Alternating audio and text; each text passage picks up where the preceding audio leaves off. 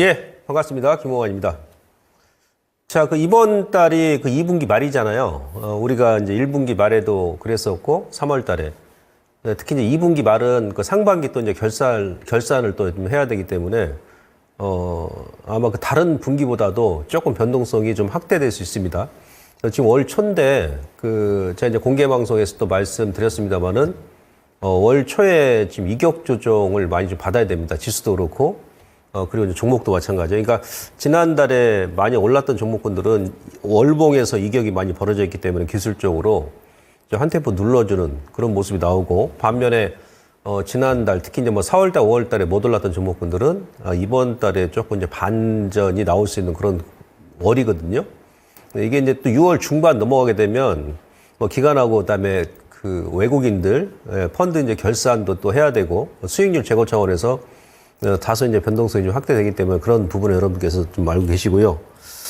자, 지금 월 초인데 지금 변동성이 심하죠. 어제 오늘 막 급등락이 상당히 심한데 종목도 마찬가지고. 네, 여기 이제 이번 주 지나면 조금 이제 안정이 되고 이제 6월 중순 또 넘어가게 되면 다시 또 이제 변동성이 심할 겁니다. 그래서 지금 2차 전지를 제 예상보단 좀 조정이 좀 많이 나왔는데 지난달까지. 예, 제가 여러분들께 그냥 희망 고문을 좀 심어 드리는 게 아니고, 주식이 이제 수급이 좀 꼬이고, 그 다음에 또 시장에 또 어떤 변화가 나타나다 보면 예상보다 조금 더디게 움직일 경우도 있습니다. 근데 제가 이제 분명히 다시 한번 말씀드립니다만은, 여기서 절대 여러분들께서 손절 구간이 아닙니다. 예, 주식은 우리가 엔비디아 같은 경우도 코로나 때 고점 대비해서 재작년에 70% 넘게 빠졌다가 거의 1년 반 만에 10배 가까이 주가 올라갔듯이, 예, 그런 경우도 많이 있기 때문에 여러분들께서 좀 더 인내를 하시라고 말씀드리면서 오늘도 제가 여러 가지 또 이제 분석을 통해서 답변을 드리도록 하겠습니다. 먼저, 자, 제가 지난 시간에 이제 5월달, 그러니까 1월부터 5월까지 이 5개월 동안 글로벌, 그러니까 OECD 주요 국가 중에서 우리 코스피와 코스닥이 꼴등이라고 그랬습니다. 상승률. 예. 아마 코스피도 소폭 하락 마감했고, 코스닥 같은 경우는 3% 넘게 하락 마감했거든요. 그러니까, 5개월 동안 오히려 지수는 지금 거꾸로 갔다, 거꾸로. 근데 다른 나라 같은 경우는 다 상승 마감, 대부분이. 예. 1월달, 2월달에 많이 밀었던 홍콩, 중국도 일단 플러스권 마감했고요. 유독 우리 시장만 5개월 동안 전체 지수가 양시장 다 하락 마감했습니다. 그래서 저는 개인적으로 우리가 재작년에도 그랬습니다만은 이제 2022년도에는 나스닥이 가장 많이 밀었고 그다음에 두 번째 코스닥이었어요. 한 30% 좀 넘게 밀었는데 근데 작년 같은 경우는 또 이제 코스닥이 또 가장 많이 올랐거든요. 예. 그래서 지금 5월 달까지 코스피, 코스닥이 OECD 국가 중에서 가장 많이 밀었다. 특히 이제 이스라엘보다도 더 많이 밀렸거든요. 전쟁하는 나라보다도. 예. 그래서 저는 이제 이후에는 우리 코스피 코스닥이 하반기에는 아마 OECD 국가 지수 중에서 가장 좋지 않겠나 이렇게 보고 있습니다. 그래서 4월달, 5월달에 이제 하락 요인을 먼저 제가 말씀드리도록 하겠습니다. 이게 바로 이제 2차 전지 하락 요인인데 제가 보니까 세 가지 하락 요인이 있어요. 그러니까 첫 번째가 뭐냐면은 보통 지금 2차 전지 거래소 코스닥 대형주군에 지금 편입돼 있지 않습니까? 시총이 다들 크다 보니까 거래소 같은 경우는 예, 대표적인 5개 종목이 시총 20위 안에 지금 포진되어 있고, 코스닥은 그렇게 뺐어도, 그죠? 에코프로 BM이 아직도 시총 1위고, 고점대에 3분의 1 토막 났습니다만은, 에코프로가 지금 시총 2위입니다. 예. 예, 이게 이제 무슨 얘기냐면, 고점대에 3분의 1 토막이 났음에도 불구하고, 아직도 코스닥이 시총 1위다, 2위다, 이렇게 지금 포진되어 있다는 얘기는, 예, 나중에 또 이제 그만큼 다른 쪽에서 치고 못 온다는 얘기죠. 그죠? 보통 3분의 1 토막 나게 되면은 다른 업종 같았으면 벌써 순위가 바뀌었을 겁니다, 아마. 근데 그렇지 않다는 얘기예요. 아무튼 대형주 군에 포진되어 있다 보니까 밸류에이션 부담감이 좀 있었다라고 이제 말씀드릴 수 있겠고요. 두 번째 요인은 뭐냐면은 이제 리튬 가격, 중국 내 탄산 리튬 가격이 조금 2월 초까지는 급반등이 나오다가 지금 2달 넘게 지금 계속 찌글찌글 조정이 나오고 있거든요. 그 영향이 좀 컸던 것 같고. 세 번째는 이제 수급 쏠림 현상인데, 하이닉스하고, 그 다음에 한미반도체, 이런 쪽. 반도체도 지난달까지 조정이 많이 나왔습니다. 다른 쪽은. 예. 그게 이제 세 가지가 이제 주요 원인이 아니었나 이렇게 판단이 됩니다. 자, 첫 번째 보시면은 지금 4월달, 5월달 코스피 코스닥 지수 상승률 보시면요. 2월달, 3월달은 대용주가 많이 올랐다 그랬습니다. 예, 2월달, 3월달은 중용주, 소용주는 대용주 대비해서 절반 내지 3분의 1밖에 못 올랐어요. 근데 4월달, 5월달 접어들어서는 코스피 전체 지수가 4.7% 밀었고 대용주가 거의 한 6% 하락이 나왔죠. 6%. 예. 근데 중용주하고 소용주는 오히려 예, 중용주는 4월달, 5월달 올라갔고 소용주는 4월달 소폭 하락, 5월달은 뭐 소폭입니다만 플러스권 유지했어요. 그러니까 대용주주를 뺐다는 얘기죠. 이게 뭐냐, 삼성전자라든지 그 앞서 말씀드렸던 그 2차전지 상위 종목군들이 예, 그 시총 그 상위 종목군들이 포진됐기 때문에 그게 요인이었었고요. 코스닥 같은 경우는 뭐 4월달 대비해서 양시장 단위 5월달에 하락폭은 조금 감소했습니다만은 코스닥 같은 경우 종합지수가 지금 거의 8.1% 밀었죠. 두 달 동안. 대형주 같은 경우는 무려 13%가 하락이 나왔습니다. 13%. 중용주하고 소용주 같은 경우는 4월달 한 3% 가까이 밀었습니다만은 지금 5월달 같은 경우는 중소형주 같은 경우는 뭐 약보합입니다. 그러니까 막말로 뭐 수익이 안 났다 하더라도 손실을 안 봤다는 얘기죠. 그게. 예, 그래서 대형주가 이게 이제 왜 그러냐면, 그 밸류에이션 측면으로 봤을 때는요, 여기 지금 빠졌는데, 그 대형주 같은 경우가, 요 다음 그림에 있나요? 예, 아무튼 이제 대형주 위주를 밀었고요. 이렇게 밀어가지고, 전체적으로 이제 2차 전지가 영향이 미쳤고, 이게 밸류에이션 부담감 때문에 그렇습니다. 예, 그러면은, 그 4월달, 5월달 그 대표 종목 2차 전지, LNF까지 제가 이렇게 쭉 몇 퍼센트 뺐는지 계산을 해봤습니다. 어제 날짜 기준했을 때요. 두 달 동안. 에코프로 BM이 가장 많이 하락이 나왔습니다. 그러니까 4월, 5월 달, 예, 두 달 동안 30% 밀었습니다. 그 다음에 에코프로가 25%, 삼성 SDI, LG화학, 포스코피처, LG엔솔, 포스코홀딩스가 12%고 LNF가 가장 덜 밀었어요. LNF가 10% 정도 하락이 나왔거든요. 근데 여기서 특이점이 뭐냐면, 제가 이제 LNF라는 기업이 나쁘다는 게 아니고, 이제 1분기 실적 기준에서 봤을 때, 사실 LNF가 실적이 가장 안 좋았거든요. LNF가. 그러니까 LNF 같은 경우 1분기 실적을, 원래 그 3월 달은 증권가에서 시장에서 영업 적자가 한 1,200억 정도 예상했는데, 예, 1,200억은 커녕 2,000억 좀 넘게 적자 폭이 확대가 됐어요. 근데 LNF 같은 경우는 작년 4분기에도 영업 적자가 한 2,800억인가 났었지 않습니까? 그러니까 2분기 연속 적자, 그것도 한 2,000억 넘게, 그러니까 뭐 거의 뭐 5,000억 가까이 적자 났죠. 근데 또 이번 분기에도 LNF는 적자예요. 그러니까 다음 분기, 3분기 가야 소폭 몇백억 정도 흑자 전환되거든요. 그러니까 이제 LNF 같은 경우는 작년에도 영업 적자가 2,000억이 넘고 올해 전체 영업 이익도 지금 예상이 컨센서스가 지금 마이너스, 그러니까 영업 적자 2,000억이 넘습니다. 근데 딱 보니까 LNF는 가장 덜 뺐죠. 다른 기업들은 사실 1분기 실적이 큰 폭은 아닙니다만은 그래도 대부분이 시장 예상치보다는 좋게 나왔어요. 뭐 비용을 아꼈던, 뭐 보조금을 받았던 간에. 예. LNF 같은 경우 아마 이건 제가 봤을 때는 이제 파생시장 영향을 좀 많이 받은 것 같아요. 또 외인들 같은 경우가 뭐 지난달도 그랬고 지금 이번 주 들어서도 제가 선물 그 투기적 매매를 하고 있다 그런 말씀을 많이 드렸습니다만은 예, 아마 이제 그런 영향이 크다. 그래서 이제 실적만 봤을 때는 오히려 LNF는 안 빠지고 다른 종목군들 특히 뭐 SDI라든지 뭐 LG화학 같은 경우는 좋게 나왔지 않습니까? 포스코 피처 같은 경우도 실적이 시장 예상치보다 좋게 나왔거든요. 근데 오히려 더 빼버렸어요. 그리고 이제 이 비단 우리만 그런 게 아니고 테슬라 같은 경우도 1분기 실적 발표하고 나서 급반등이 나왔었고 저점에서 50% 급반등이 나왔지 않습니까? 뭐 앨범알 같은 경우도 최근에 좀 찌글찌글합니다만은 주가 상승이 실적 발표하고 나서 오히려 올랐고 예 그랬습니다. 아무튼 그래서 지금 뭐 HLB 코스닥 같은 경우는 HLB가 이제 점화 두 방 맞고 급락 나온 것도 있습니다만은 그래서 이제 코스닥의 대형주가 에코프로 BM 플러스 뭐 일부 HLB 제약주 급락 그리고 반도체도 5월달은 성적이 안 좋았잖아요. 4월달 고점 찍고 나서 예, 그래서 이제 대형주가 좀 많이 밀었는데 이미 이제 주가는 빠졌고 그다음에 여기서 이제 하락한 프로테지를 보시면은 예, 그래도 코스닥 1등 기업 아닙니까? 고점에서 3분의 1 토막 났는데도 아직도 코스닥 시가총액 1위를 지금 지키고 있다는 것은 그만큼 또 의미가 있다는 얘기예요.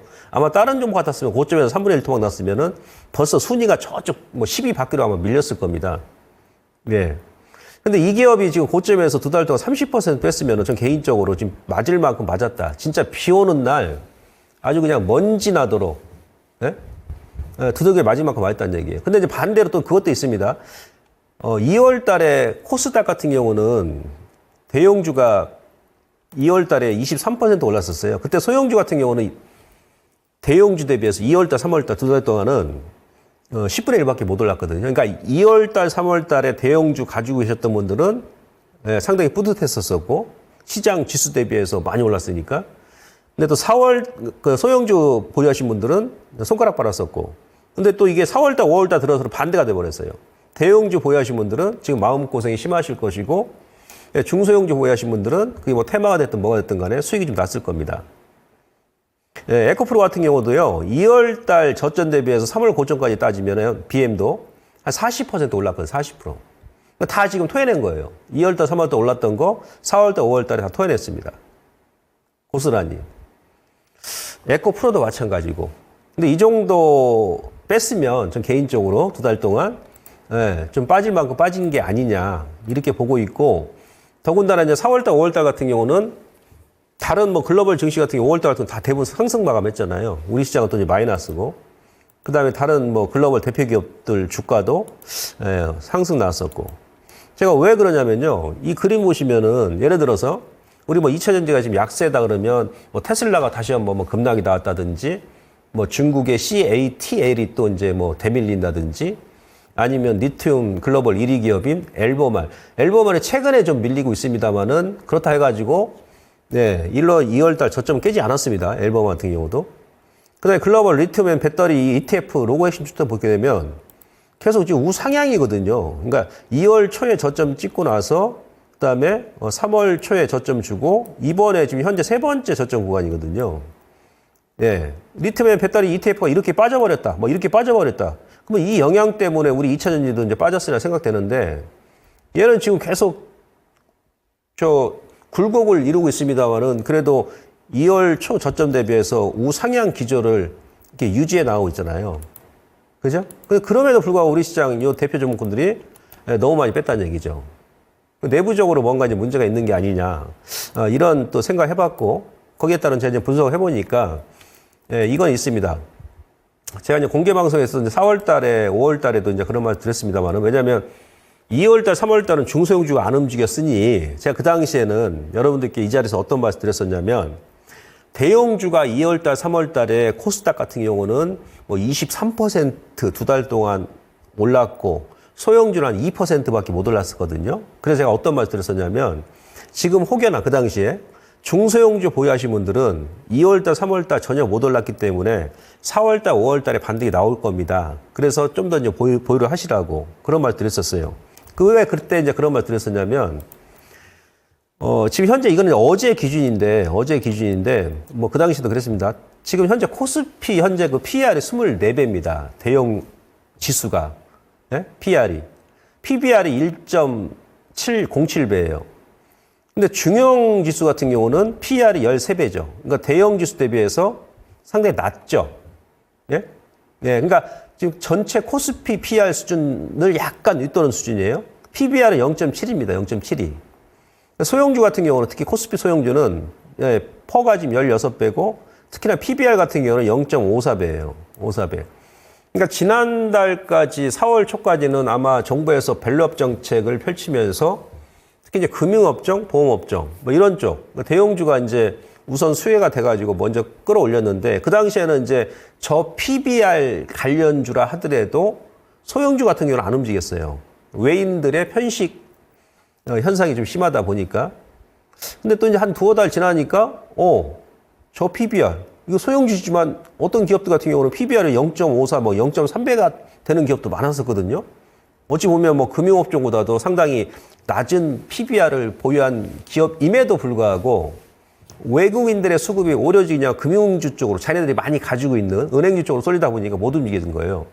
그 효과가 지금도 나타나지 않나. 근데 반면에 이제 대형 지수 같은 경우는 예, 지난달부터 이제 PER하고 PBR이 좀 높다 보니까 아무래도 예, 4월달, 5월달에는 중소형주 쪽으로 특히 음식료 같은 경우는 PBR이 상당히 낮은 기업들이 많이 있었거든요.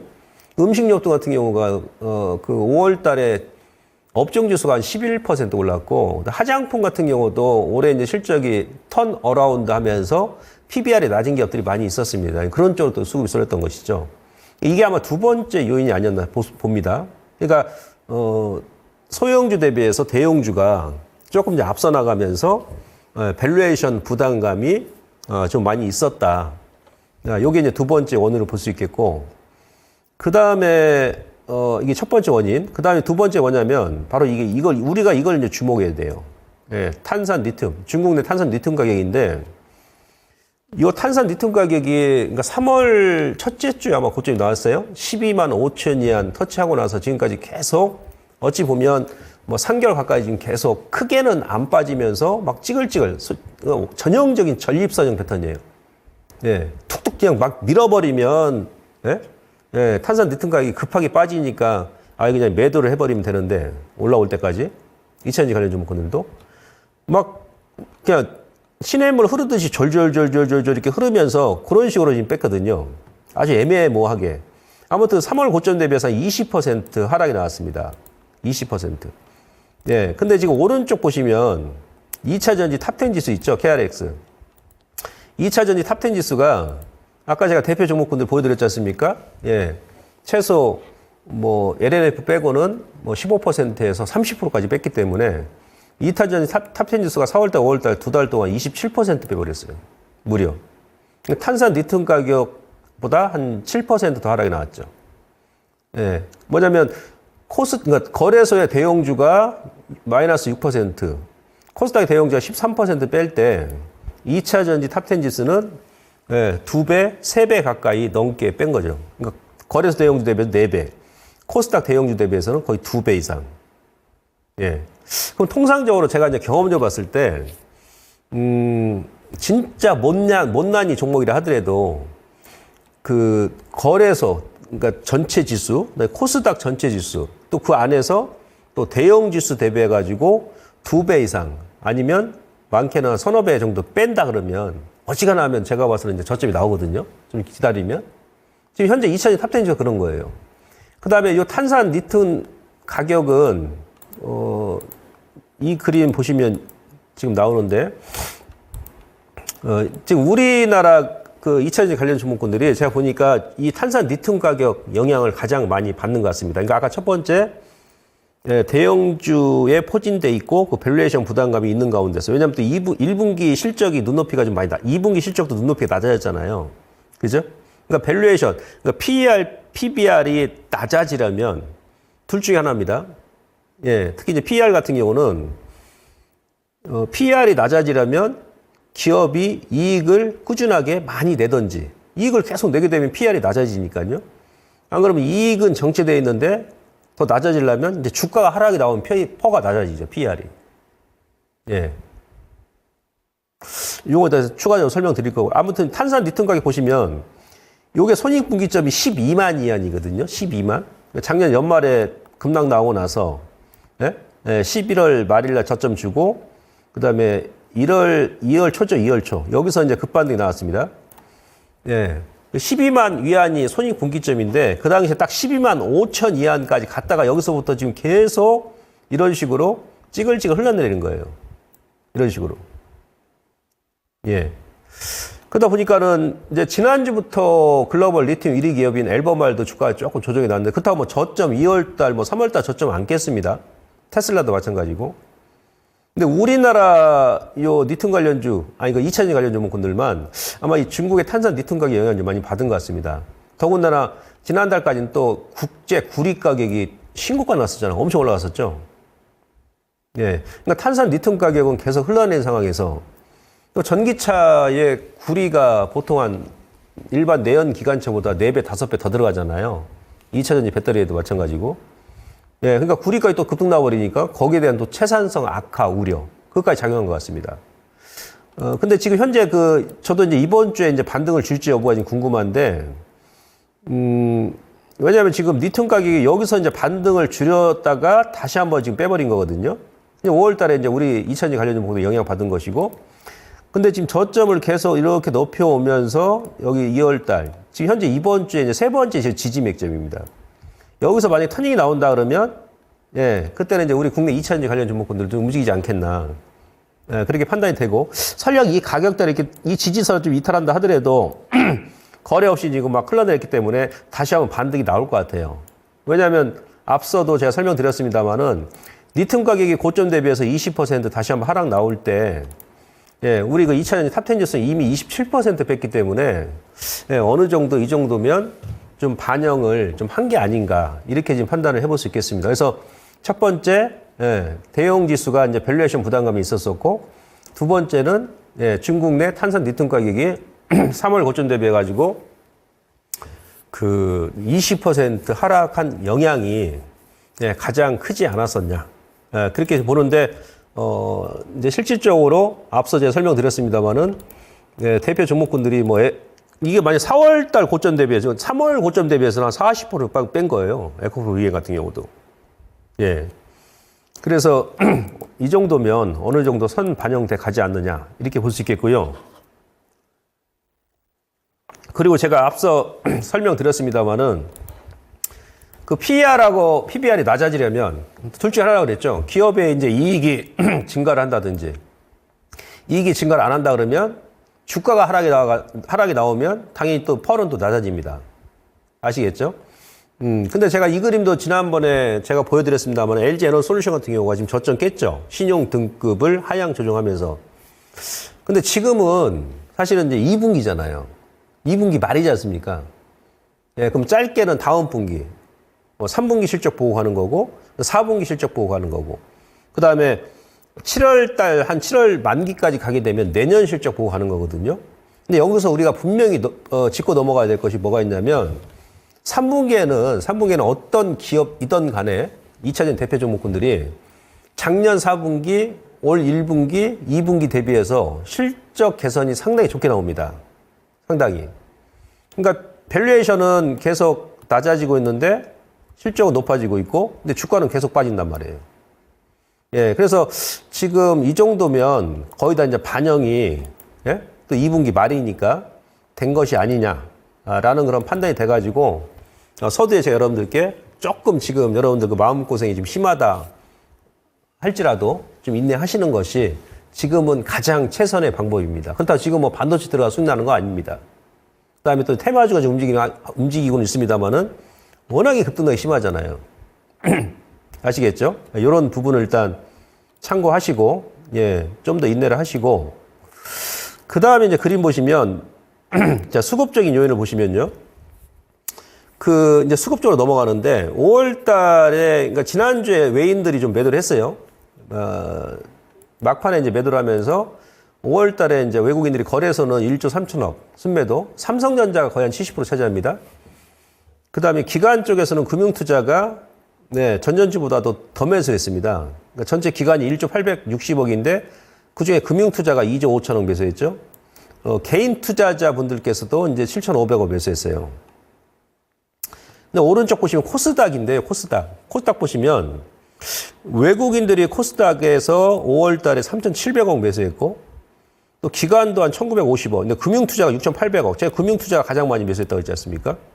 네, 우리 개인 투자자분들만 지금 1,200억을 순매도했습니다. 우선은, 그러니까 오늘까지 보니까 지금 6월 들어서도 외인들이 4거래일 연속, 그러니까 이틀 연속 지금 매수하면서 5천억 넘게 매수했거든요. 예, 5천억 넘게. 지난달에 또 금융투자가 또 6,800억을 매수했고. 네, 저 의미가 있잖아요. 코스닥 지수는 지금 거기서 고만고만한데, 네, 살짝 반등 나왔습니다만. 근데 메이저들이 지금 금액이 작은 게 아닙니다. 코스닥 3,700억, 그 다음에 금융투자 6,800억, 이거 엄청 많이 매수한 거거든요. 예. 지수가 지금 한정되어 있다. 근데 아무튼 일단 코스닥에서 지금 외국이나 기관들이 매수를 하고 있다. 여기 이제 의미가 있고, 5월 말 기준으로 했을 때 이제 뭘 매수했나 보니까, 여기 또 이제 2차전지 매수했는지 여부를 봐야 될 거 아니겠습니까? 예, 5월 달에 이제 메이저 세력은 이제 금융투자가 그랬잖아요. 거래소 뭐 코스닥. 외국인들 같은 경우는 2차 전지를 아직 매수 안 합니다. 1위가 하이닉스, 그 다음에 현대일렉트릭, 두산에너빌리티, 현대차, 기아 이렇게 됩니다. 근데 금융투자 같은 경우는 삼성 SDI 지금 매수가 사이에 들어가 있고 그 다음에 나머지 종목군들도 한 10위 안팎에 지금 금융투자가 매수를 했어요. 뭐 포스코 비체미라든지 뭐 포스코 홀딩스라든지 뭐 이런 쪽. 예. 그래서 이제 금융투자 같은 경우는 기관 쪽에서 2차 전지를 그래도 아직은 공격적으로 많이 담지는 않고 있습니다만은 그래도 이제 매수를 꾸준하게 하고 있더라. 이 부분이 중요하고 우리 개인 투자분들께서는 지난주에 이제 SDI라든지 LG 에너지 솔루션이 빠지니까 우리 개인 투자분들께서도 삼성 SDI, LG화학, LG 에너지 솔루션 이렇게 요 세 개 종목을 많이 매수했습니다. 삼성전자가 물론 이제 2조 원이고요. 근데 지금 매수하는 거는 저 괜찮다 봅니다. 지금 매수하는 거는 예, 단기적으로 뭐 급반등이 안 나온다 하더라도 예, 이런 식으로 이제 분할 매수하는 것은 이제 개인 투자분들이 들어오셔도 예, 우호적이다. 그렇게 볼 수 있겠고요. 코스닥은 제가 그 2주 전에도 수급 체크해드렸습니다만은 금융투자에서 5월 달에 그 6,800원 매수했잖아요. 예, 오늘 알테오젠이 급등이 나왔는데 알테오젠은 외인들이 가장 많이 매수했다고 그랬죠. 지난주에 제가 설명드렸습니다만은. 그리고 이제 기관 쪽에서도 금융투자가 알테오젠을 매수했고 5위 안에 포진되어 있습니다. 엔캠도 이제 외국인들은 엔캠을 많이 매수했고 금융투자는 에코프로 BM하고 에코프로를 가장 많이 매수했어요. 두 기업만 하더라도 1,500원을 매수했거든요. 이게 작은 금액 아닙니다. 예? 작은 금액 아니에요.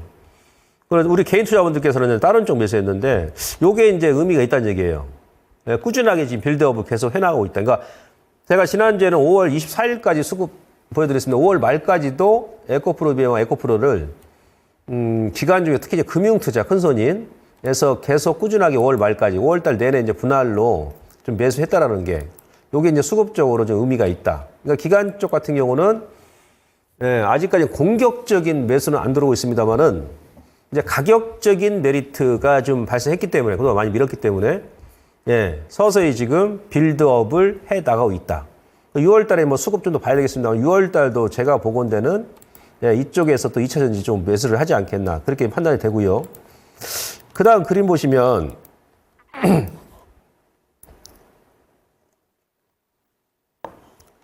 그 에코프로비엠 그 투자 주체별 그 평균 매입가를 제가 한번 봤어요. 제가 지금 목이 좀 안 좋아가지고 예 죄송합니다.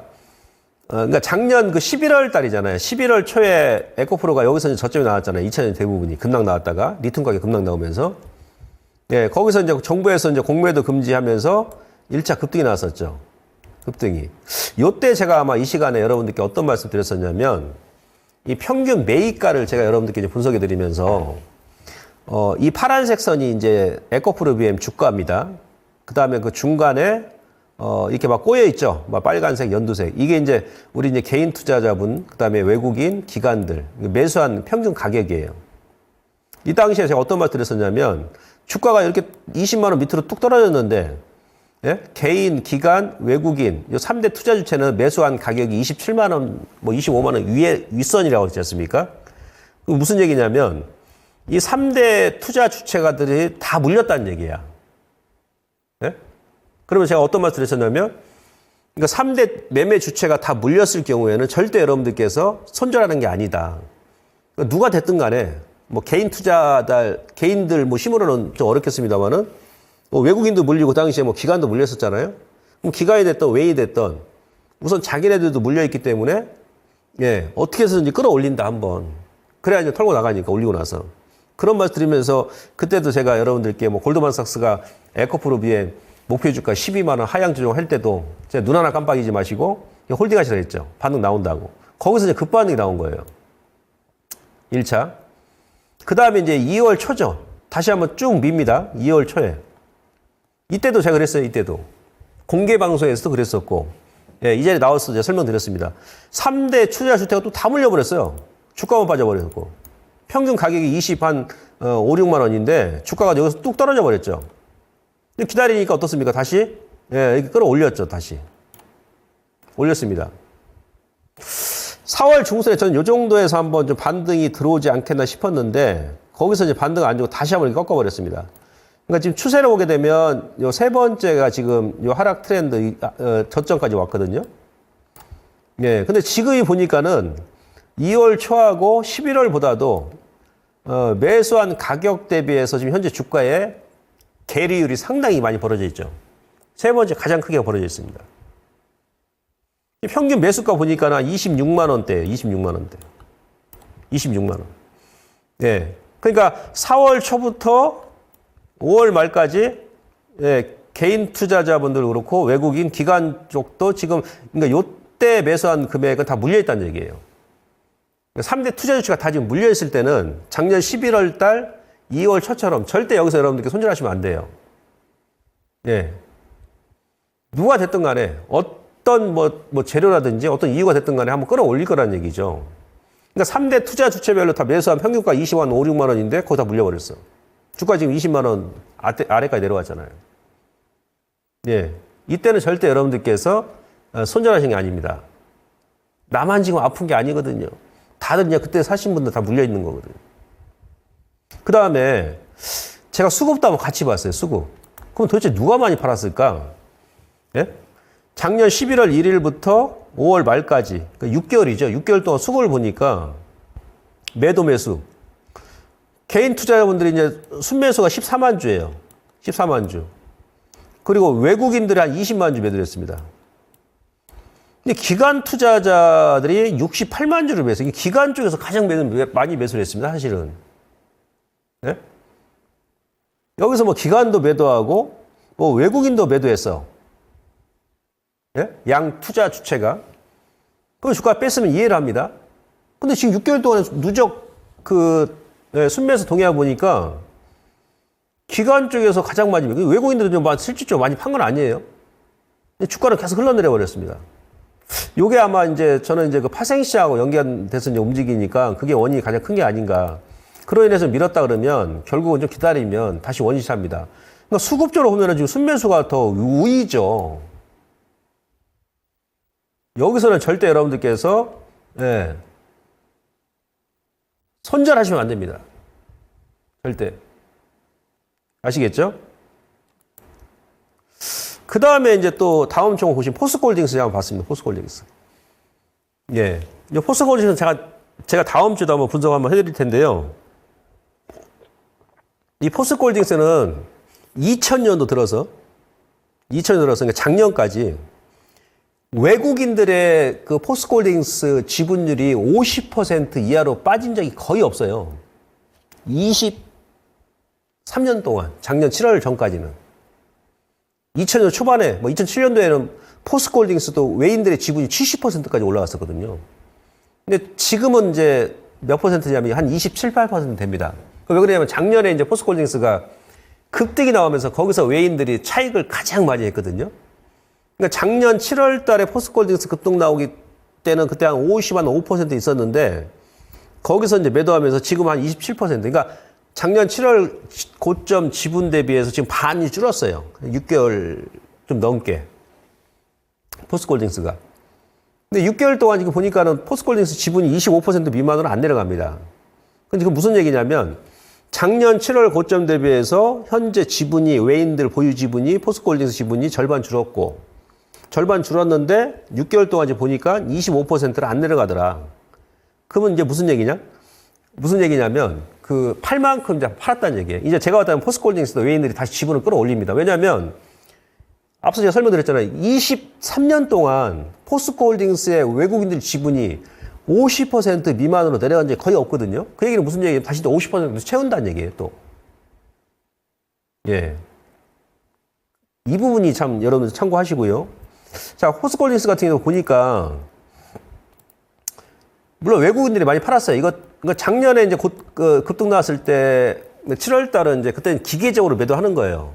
왜냐면 이제 1년에 이제 대형주 같은 경우는 펀드 수익률이 진짜 많아야 한 20%거든요. 예, 그러면 이제 기계적으로 그 이상 올라와 버리면 펀드에서 그냥 매도를 해버립니다. 차익을 해버려요. 그랬던 것이고, 작년 11월부터 5월까지 6개월 동안 외국인들이 180만 주, 거의 190만 주 매도했어요. 포스코홀딩스는. 190만 주 매도하고, 우리 개인 투자자분들께서 거의 100만 주 매수하고, 근데 기관 쪽도 거의 85만 주 매수했거든요. 수급적인 측면을 보게 되면. 네. 그러니까 이것도 아까 에코프로 BM처럼 뭐 외국인도 매도하고 기관도 매도해가지고 이렇게 빠졌다 그러면 제가 이해를 합니다. 납득을 하고 인정을 해요. 그래, 외국인이랑 기관도 팔았으니까 메이저 세력들이 지금 둘 다 같이 매도를 했으니까 그래, 이렇게 빠질 수 있어. 인정을 하죠. 인정할 건 인정해야 되니까. 또 기관들이 보니까 지금 막 거의 개인 투자원하고 거의 반반씩 이제 매수했거든, 반반씩. 그렇지 않습니까? 이제 평균 매입가가 지금 이것도 얼마예요? 예. 뭐 44만 원? 지금 이것도 지금 3대 투자 주체들이 4월 달부터 다 물려버렸어요, 여기서. 예? 이때는 이제 평균 가격대에 주가 놀았는데 4월 초부터 뚝 떨어지면서 지금까지 계속 대밀었지 않습니까? 그러니까 지금 4월 초부터 지금 요 2달 동안은 외국인도 물리고 기관도 물렸고 우리 개인 투자자분들께서도 물렸다는 얘기예요. 이럴 때 어떻게 한다? 죽었다 깨어나도 버틴다. 독종 정신으로 이를 악물고 버티는 겁니다. 거기다 이제 외국인들 보유 지분이 작년 7월달 고점에서 50% 넘었었는데 그달에 이제 절반 줄이고 지금까지 25% 미만으로 더 줄지 않는다는 얘기는 이제 외인들도 결국은 다시 지분을 채워 넣을 수밖에 없을 것이다. 23년 동안 50% 유지했었거든요. 이런 걸 우리가 데이터 통해서 이제 알 수 있는 것이죠. 포스코홀딩스도 지금 작년 뭐 11월보다도 주가와 매수한 그 평균가, 이 계류율이 엄청 지금 차이 나죠. 30만 원 초반까지 밀었으니까. 예? 3대 투자 주체가 다 물린 이런 구간에서는 악마가 손절하라고 꼬셔도 절대 우리는 안 넘어간다. 일단 홀딩이라는 얘기죠. 무조건 여기서는 홀딩. 예, 제 빠졌다가 해서 홀딩 하시라는 게 아니고 지금 그 2달 동안 다 물려 있는 거거든요, 지금. 예. 그래서 이런 부분을 여러분들께서 좀 참고를 하실 필요성이 있습니다. 다른 종목군들도 좀 LG화학하고 LG 그 에너지 솔루션 같은 경우는 이번에 그 S&P에서 그 신용 등급을 이제 하향 조정했잖아요. 예. 근데 이제 국내 이제 신용 평가사 같은 경우는 두 기업 다 지금 더블 A거든요. 그러니까 트리플 A나 더블 A나 거기서 동일합니다, 거의. 예. 그것도 이제 트리플 B에서 이번 S&P에서 지금 이제 그러니까 안정적에서 부정적으로 바꿨죠. 근데 무디스는 지금 그대로 있어요, 무디스는. 예. 피치. 그러니까 3대 신용평가기관. 예, S&P, 피치, 무디스. 근데 그 피치 같은 경우는 아직 뭐 신용 등급을 뭐 2, 3년 전에 아직 제시를 안 한 걸로 제가 알고 있고, 예, 무디스하고 또 S&P하고는 약간 차이가 있는데, 이번에 S&P에서 신용 등급을 좀 하향 조정했는데, 통상적으로 보게 되면 우리가 이제 미국 같은 경우도 국가 신용 등급 작년에 막 강등했잖아요.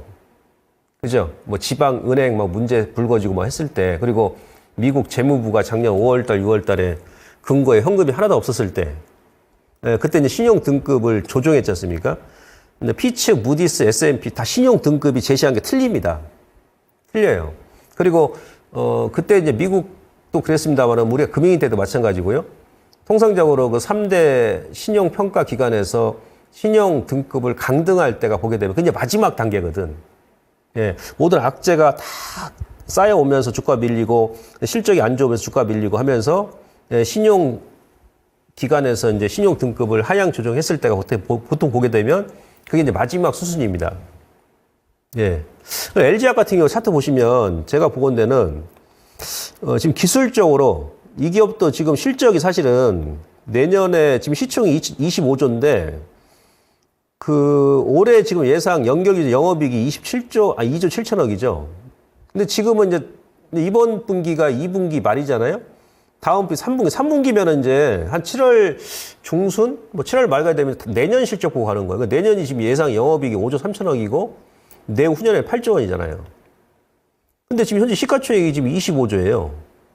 뭐 딱히 무슨 뭐 이번에 신용 등급 좀 조정한 거 외에는 악재난 것도 없어요. 그러니 기술적으로 보시면 주가라는 것이 LG화학 같은 경우는 그러니까 이 고점, 그러니까 2010년도부터 사실은 예, 코로나 2020년 3월 달까지 10년 동안 여기서 박스 행보를 했습니다. 기술적으로.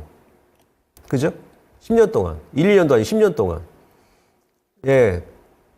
그 라인까지 왔어요, 주가가. 그럼 어지간하면 10년 동안 여기서 행보를 했기 때문에 이 가격대는 웬만하면 진짜 우리가 모르는 어떤 커다란 악재가 있지 않는 이상 어지간하면 안 깹니다.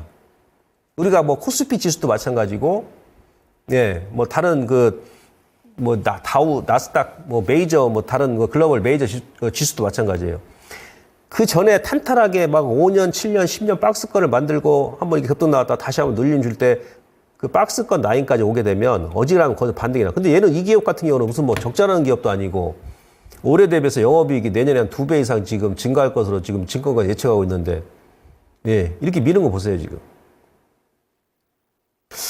이런 위치에 지금 놓여 있다는 얘기예요. 뭐 LG 엔솔 같은 경우도 마찬가지고. 그래서 이런 부분을 우리가 좀 예, 참고를 해볼 필요성이 있고요. 그 다음에 이 그림은 뭐냐면 뭔가 지금 변곡점에 좋은 것 같은데 전 개인적으로 내일 그 삼성전자가 좀 오르겠죠. 그 HBM, 엔비디아 이제 뭐 납품 거의 지금 기정사실화 된 것 같으니까 아까 시간에서 좀 2, 3% 올랐던데요. 근데 하이닉스하고 삼성전자하고 지금 그전에 이제 반도체 같이 움직였지 않습니까? 저는 이제 앞으로 이제 하이닉스하고 삼성전자하고 같이 못 움직인다고 봅니다. 워낙에 지금 하이닉스 같은 경우 시총이 지금 거의 150조 가까이 올라왔잖아요. 거기다가 이제 그 엔비디아의 HBM을 이제 납품하게 되면 이제 어찌 보면 하이닉스하고 삼전하고 또 경쟁 기업이 돼버리지 않습니까? 예, 그래서 삼전이 올라간다 그러면 하이닉스는 누르지 않겠나 그렇게 보여지고 하이닉스가 좀 올라간다 그러면 삼성에도 누르고 아마 그럴 거예요. 그런 수급 구도를 좀 만들어 가지 않겠나 싶은데 자 중요한 것은 지금 요 그림을 보시면 이건 이제 LG 엔솔하고 SK 하이닉스하고 이제 주가 흐름하고 이제 시가총액 제가 이제 비교를 해봤습니다.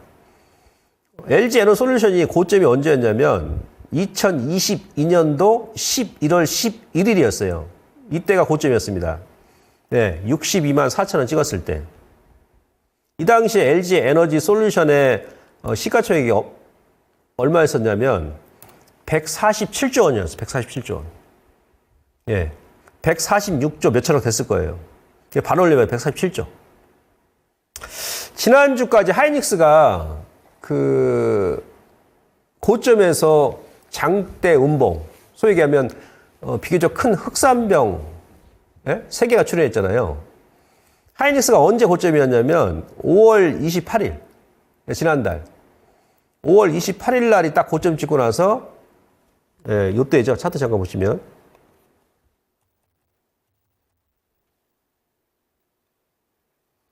예, 하이닉스가 여기서 비교적 큰 음봉으로 예, 흑산병이 나왔죠, 흑산병. 요때도 이제 흑산병이 나온 적이 있었는데, 이때는 이제 뭐 캔들의 길이가 크지 않았지 않습니까? 그러니까 5월 28일, 고점 나왔을 때, 종가 기준했을 때, 네. 요때가 하이닉스가 시가총액이 얼마예요? 147조 원이었어요. 그러니까, 어떻게, 이게 우연인지 모르겠습니다만, 우연이 아니죠. 일단 설명 드리겠습니다만, LG 엔솔이 147조 원이었어요, 고점이. 근데 이번에 그 5월 28일 날, 그 고점이 하이닉스가 147조 원이었습니다. 거기서 딱 얻어맞은 거거든요. 어제 오늘 좀 반등이 나왔습니다만은. 딱 그 고점에서. 지금 LG 엔솔의 어제 종가 기준에서 시가총액이 얼마였냐면 77조 원이에요. 예, 그러니까 하이닉스 대비해서 LG 에너지 솔루션 시가총액이 지금 반밖에 안 돼요. 예, 그러니까 작년 11월 1일 날 여기 기점을 해가지고 하이닉스는 쭉 올라갔고 LG 엔솔은 여기서 이제 빠져버린 거죠. 여기서 이제 시비가 이제 엇갈려 버린 겁니다. 물론 이제 그 작년 고점이었을 때는 LG 엔솔이 하이닉스보다 시총이 상당히 높았었죠. 근데 지금 2배 차이 나요. 하이닉스하고 LG 엔솔하고. 그래도 예? 뭐 2차 전지가 성장성이 없는 것도 아니고 그 LG 엔솔 같은 경우도 이제 2분기 실적이 어느 정도 다 반영됐다 보고 3분기는 지금 시장에서 예측하고 있는 영업이익이 한 7천억, 4분기는 한 1조 가까이 지금 예상하고 있거든요. 그러니까 내년 실적은 이제 올해 대비해가지고 영업이익이 한 2배 정도 증가하고. 근데 하이닉스하고 지금 시가총액이 2배 이상 차이나만큼 LG엔솔이 예, 그 정도로 지금 뭐 성장성이 멈췄다든지 뭐 적자나는 거 아니잖아요. 너무 지금 차이 난다는 얘기죠. 근데 이게 왜 그러냐, 이게 또 언제 그랬었냐면, 요때는요, 그러니까 LG엔솔이 시가총액이 147조였을 때, 이때구나. 그러니까 LG에너지 솔루션이 2023년도 1월달, 이때는 100조 원이었어요. 100조 원 정도. 100조 원 좀 넘었을 겁니다. 하이닉스가 언제가 저점이었냐면, 2022년도 12월 29일이 저점이었어요. 이때 하이닉스가 시가총액이 58조 원인가 됐어요. 58조. 딱 LG엔솔하고 거의 2배 정도 차이 났을 때. 그때 하이닉스가 저점이 나왔습니다. 근데 지금 바뀌어버렸죠. 하이닉스가 지금 147조고 LG엔솔 77조에 딱 2배 차이 나는 거야. 이때 그 하이닉스와 LG엔솔 2배 차이 나듯이 시가총액이. 그래서 뭔가 좀 변화가 나오지 않겠나. 그리고 이제 기술적으로는 앞서 설명드렸습니다만은 물론 뭐 하이닉스 더 치고 갈지 모르겠어요. 하이닉스 고점이 LG엔솔의 2022년도 11일 날 고점이고 지금 LG엔솔의 저점이 2022년도 12월 29일 날 하이닉스가 이 당시에 주가 75,000원 저점 그 라인까지 지금 와 있단 말이에요. 그러면서 시가총액이 또 반으로 딱 줄어버렸어 지금. 예, 그래서 뭔가 조금 이제 변화가 좀 나오지 않겠나 그런 관점입니다. 그래서 LG에너지 솔루션도 여러분들 혹시 이제 보유하신 분들은 아직은 수급이 LG엔솔 같은 경우는 조금 좀 부족한데 예, 지금은 절대 여러분들께서 예, 손절 구간이 아니다 이렇게 말씀을 드리면서요.